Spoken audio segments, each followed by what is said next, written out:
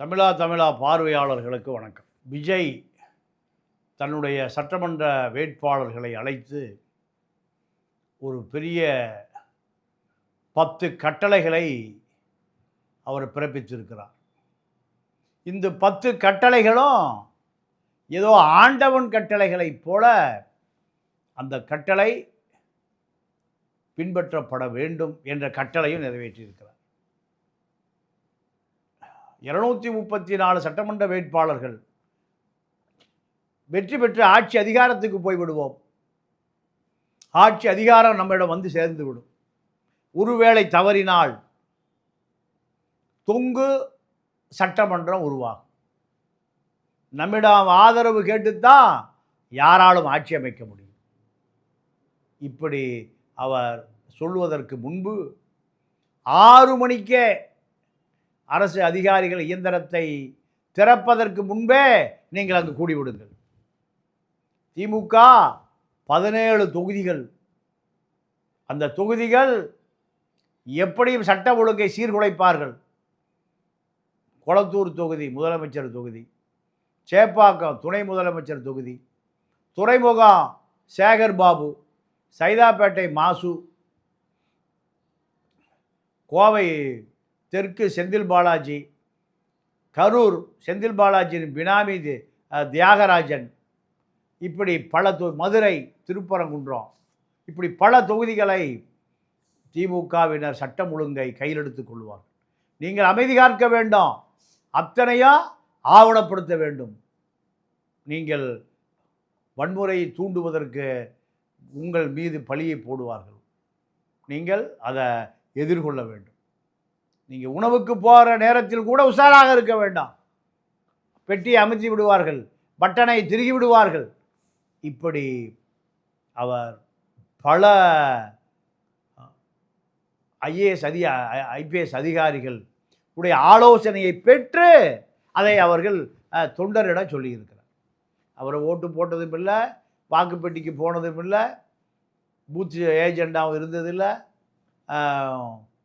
எந்த அனுபவம் இல்லாத விஜய்க்கு திமுகவை எதிர்க்க வேண்டும், திமுகவை ஒழிக்க வேண்டும், திராவிட இயக்கங்களை முற்றுப்பெற வைக்க வேண்டும், கோடிகளை கொள்ளையடிக்கிற இந்த திராவிட இயக்கம் முடிவுரை எழுதப்பட வேண்டும் என்று விரும்புகிற அந்த அதிகாரிகள் விஜயிடம் ஒரு நீண்ட பட்டியலை போட்டு கொடுத்திருக்கிறார். இந்த பட்டியலின் அடிப்படையில் அவர் அங்கு 234 வேட்பாளர்களுக்கும் வகுப்பெடுத்திருக்கிறார். இந்த வகுப்பு நீங்கள் யாரோடு தொடர்பில் இருந்தீர்கள், உங்கள் அத்தனை பேரையும் நான் கண்காணித்து ஒரு பெரிய புகார் பட்டியலை வைத்திருக்கிறேன். இந்த புகார் பட்டியல் தேர்தல் முடிவு வந்த பிறகு நான் தனியாக சந்திக்கிறேன். மாவட்ட செயலாளர் கூட்டம் கிரீன் பார்க் ஹோட்டல் நடக்க இருக்கிறது.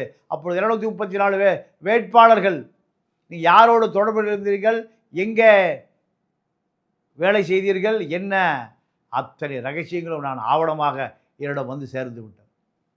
இப்படியான ஒரு அதிர்ச்சியும் கொடுத்திருக்கிறார். நீங்கள் வெற்றி பெற்றாலும் தோல்வி அடைந்தாலும் 234 தொகுதிக்கும் நன்றி அறிவிப்பு கூட்டம் நடத்த வேண்டும். வாக்காளர்களை தொடர்ந்து போய் சந்திக்கணும். தேர்தலுக்கு முன்பு நீங்கள் சந்தித்ததை விட அவர்களிடம் நமக்கு ஓட்டு போட்டவர்கள், போடாதவர்கள், வாக்களித்த அத்தனை பேரையும் போய் நீங்கள் பார்க்கணும். இதுதான் அரசியல். திமுக பார்க்க மாட்டான், அதிமுக பார்க்க மாட்டான். தோத்தா கிளம்பிடுவான், போயிடுவான். வெற்றி பெற்றாலும் வரமாட்டான்.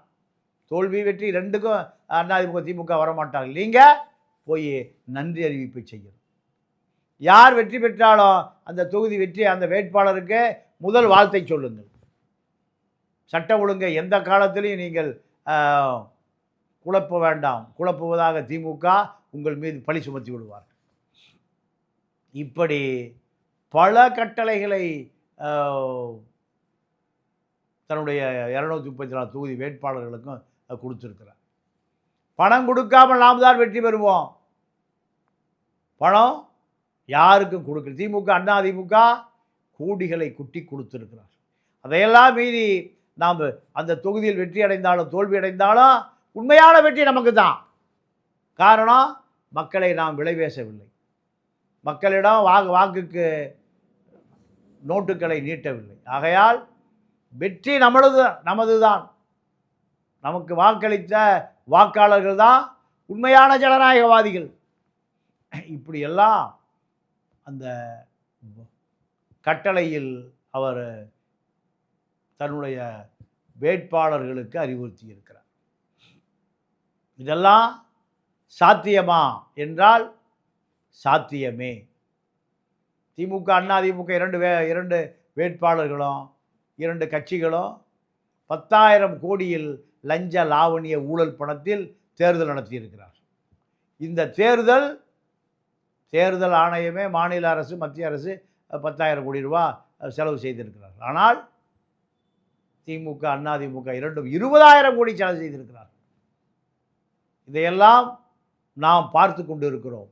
ஆகையால் வெற்றி பெறுவது விசில் சின்னம்தான். இப்படியாக போன விஜயினுடைய அந்த உரை இறுதியில் வெற்றி பெற்றாலும் சரி, தோல்வியடைந்தாலும் சரி, நாம் மக்களோடு மக்களாக இருப்போம். இதற்கு நடுவில் தோல்வி அடைந்தால், முதலமைச்சர் நாற்காலி கிடைக்கவில்லை என்றால், வேள்பாரி திரைப்படம் ஒரு 2,000 கோடியில் சங்கர் இயக்கத்தில் தயார் நிலைக்கு வருவதற்கும் வாய்ப்பு இருக்கு. மும்பையைச் சேர்ந்த பெண் மீடியா அதற்கு தயாராக இருக்கிறது. இதுதான் விஜயினுடைய அரசியல் பயணம். வெற்றியடைந்தால்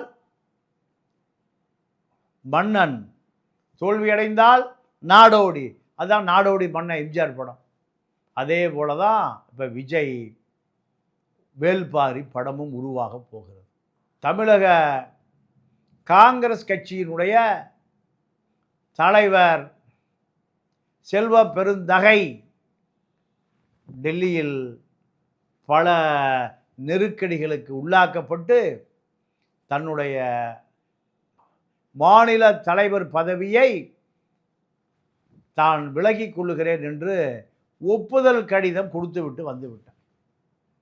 மல்லிகார்ஜுன கார்கேயால் காப்பாற்ற முடியவில்லை, ஸ்டாலினால் காப்பாற்ற முடியவில்லை, 25 கோடி ரூபாய் பணம் காப்பாற்ற முடியவில்லை, ஸ்கிராப்பு பணம், குவாரி பணம் எல்லாம் கொடுத்து காப்பாற்ற முடியவில்லை. காரணம், டெல்லி காங்கிரஸார்கள் கார்ப்பரேட்டுகளையே கலக்கி குடித்தவர்கள். கேசி வேணுகோபால், மாணிக் தாகூர், பிரவீன் சக்கரவர்த்தி போன்ற நீங்கள் அமெரிக்காவில் இருக்கக்கூடிய ஐடி நிறுவனங்களில் பல ஆயிரம் கோடியை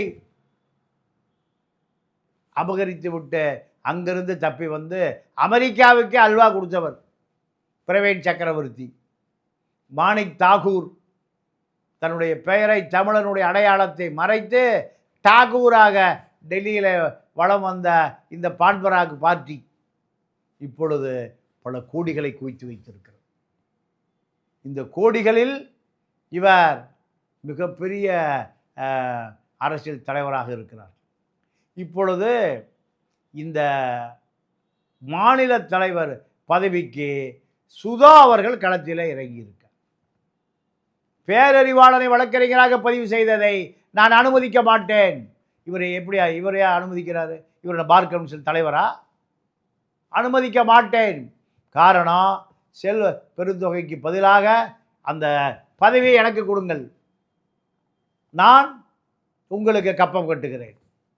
யார் ஆட்சிக்கு வந்தாலும் சரி, அவர்களுக்கு திமுகவுடைய சட்டமன்ற உறுப்பினர்கள் ஆதரவு தேவை.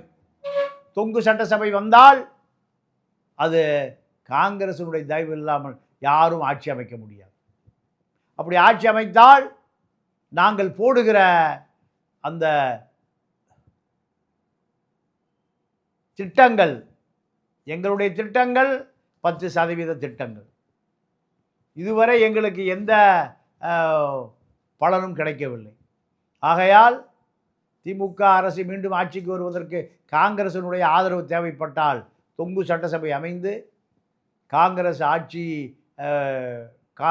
ஆதரவோடு, காங்கிரஸ் எம்எல்ஏக்கள் ஆதரவோடு ஆட்சி அமைந்தால் எங்களுக்கு ஆட்சி பங்கு, அதிகாரத்தில் பங்கு, திருடுவதில் பங்கு, கொள்ளையடிப்பதில் பங்கு, குவாரியிலே பங்கு, மணலிலே பங்கு, ராமச்சந்திரன்கிட்ட பங்கு, சேகர் ரெட்டியிட பங்கு எல்லாம் எங்களுக்கு கொடுங்க. இதுதான் காங்கிரஸுடைய டிமாண்ட். செல்வ பெருந்தகை தன்னை செல்வ பெருந்தொகையாகி விட்டார், தன்னை வளப்படுத்தி கொண்டார், வசதியாக்கி கொண்டார், 10-100 தலைமுறைக்கு தேவையானதை சேர்த்து கொண்டார். இப்பொழுது அதற்கு போட்டி. மாணிக் தாகூர் தலைவராக வருவதா, அல்லது சுதா தலைவராக வருவதா, சசிகாந்த் செந்தில் தலைவராக வருவதா, இப்படி பலத்த போட்டி. இந்த பலத்த போட்டிகளுக்கு நடுவில் சுதா பேரறிவாளனை சீண்டி இருக்கிறார். இது தமிழ் தேசியவாதிகளை சீண்டி இருக்கிறார். பெரியார் இயக்கம் அழிந்து சின்னாபின்னமாகி சிதிலடைந்து சீல் பிடித்து அழுகி உழுகி கடைசியில் மிஞ்சி இருப்பது 3 பெரியார் பெருந்தொண்டர்கள். ஒருவர் கோவை ராமகிருஷ்ணன், இன்னொருவர் குளத்தூர் மணி, கோவை ஆரிச்சாமி. அக்பார் பெரியார் தொண்டர்கள். இவர்களா திமுகவை தங்களை கரைத்து கொண்டார்கள். ஆதலால் பெரியாரை போகிற வருகிறவர்களெல்லாம் வசைபாடுகிறார். குருமூர்த்திக்கு பிறந்த சீமான் உட்பட வசைபாடுகிறார். இதையெல்லாம் இப்பொழுது சுதா மொத்தமாக மாயவரம் நாடாளுமன்ற உறுப்பினர் சுதா பேரறிவாளனை சீண்டியதின் மூலம் தமிழ்நாடு காங்கிரஸ் கமிட்டி தலைவராக வருவதற்கு நான் தான் தகுதியானவன் என்று டெல்லியில் சோனியாவுக்கும் ராகுலுக்கும் காதுகளுக்கு எட்டக்கூடிய ஒரு கர்ஜனையை செய்திருக்கிறார். இப்படி வாழப்பாடியை போல, ஜெயலலிதாவுடைய கட்பாடியை போல இப்பொழுது சுதாவும் கிளம்பி இருக்கிறார். வாழப்பாடி அரசியல் செய்ததே ஈழப் போராளிகள் தான். ஆட்சியை கலைக்க வேண்டும், சட்ட ஒழுங்கு கெட்டு போனது, புலிகள் நடமாடுகிறார்கள், ஆயுதம் கடத்துகிறார்கள், வெடிமருந்து கடத்துகிறார்கள். இப்படித்தான் மரணமடைகிற வரை இந்த ஜெயலலிதாவுடைய கட்பாடி வாழப்பாடி இந்த இந்தியாவை, தமிழனை அம்பானிக்கு காட்டி கொடுத்து 10,000 கோடி லஞ்சம் வாங்கினார், ஊழல் பணம் வாங்கினார். அது வாழப்பாடிக்கு வந்து சேரவில்லை. திரு பாய் அம்பானியை வைத்து கொண்டார். அம்பானி இறந்து போய்விட்டார், வாழப்பாடி இறந்து போய்விட்டார், பணமும் போச்சு. சுகந்தன் போனால் 5 கோடி கொடுப்பாங்க, 10,000 கோடி எங்கே? வாழ்நாள் முழுவதும் தமிழரை காட்டி கொடுத்த வாழப்பாடிக்கு கிடைத்த பணம் கடைசியில் ஒன்றும் இல்லாமல் போச்சு. இதுதான் தமிழக அரசியல். தமிழரை காட்டி கொடுத்தால் பெரிய பெரிய பதவிக்கெல்லாம் வரலாம். ராஜீவ் கொலையில் 5 கோடி ரூபாய் கொடுக்கிறோம், வாயை திறக்கக்கூடாது என்று வேலுச்சாமிக்கு பேரம் பேசியவர் தான் இந்த ஜெயலலிதாவுடைய உள்பாடி வாழப்பாடி. சங்கர மடத்திலிருந்து பணம் தருகிறோம், இதெல்லாம் விசாரிக்கப்படவே இல்லை. காரணம், அவாள் வைப்பதா சிபிஐ, அவாள் வைப்பதா ஐபி. சில பார்ப்பன பத்திரிகைகளை இந்த செய்தியெல்லாம் போட மாட்டான். சங்கரமடத்தில் சங்கரராமன் கொல்லப்பட்ட பொழுது ஜூனியர் வீடன் பார்ப்பன கும்பல் செய்தியே போடாத நிருபரை அந்த பக்கமே போக விடாமல் தடுத்தது பார்ப்பன கும்பல். தமிழர் வீடுகளிலே தலைவாழை இலை போட்டு சாப்பாடு, உணவு உடுப்பது, விருந்து அளிப்பது தமிழர்களுடைய பண்பாடு. சங்கராச்சாரி தலைவாழை இலை போட்டு நீங்கள் மலம் கழிப்பது தமிழனை இழிவுபடுத்துவது. இதுதான் இந்த சங்கர மடங்களுடைய துதிபாடிகள், சங்கர மடங்களுக்கு பிறந்தவர்கள், குருமூர்த்திக்கு பிறந்தவர்களுடைய வழிபாடு. சுதா பேரறிவாளனை சீண்டி இருக்கிறார் என்றால் அவள் தமிழனை சீண்டி இருக்கிறார். பஞ்சாபில் சப்து சிங், பியான் சிங் 2 பேருடைய மனைவி இந்திரா காந்தி கொலையை நாம் நியாயப்படுத்தவில்லை. ஆனால் அந்த சப்து சிங், பியான் சிங்குடைய மனைவி 2 பேரும் மரணமடைகிற வரை அன்ன போஸ்ட் எம்பி தான். சொரணை உள்ளவன் பஞ்சாபி, சூடு உள்ளவன் பஞ்சாபி. தமிழன் சூடு சொரண எதுவுமே இல்லாத ஒரு இனமாக போய்விட்டது. இலங்கையில் இனம் அழிந்த பொழுது எந்த போராட்டம் நடத்தலை. அத்தனை பேரும் திமுகவிலும் அதிமுகவிலும் சோம்பி போய் கிடந்தார்கள். இப்பொழுது 10,000 கோடியை எடுத்துக்கொண்டு திமுக, அதிமுக 2 திராவிட இயக்கங்கள் 2,000 ரூபாயை வீசி எறிகிறான். இவன் ஓட்டு போடுகிறான், அதிகாரத்துக்கு வருகிறான். இதெல்லாம் மாற்ற வேண்டும் நண்பர்களே. மீண்டும் சந்திப்போம். நன்றி, வணக்கம்.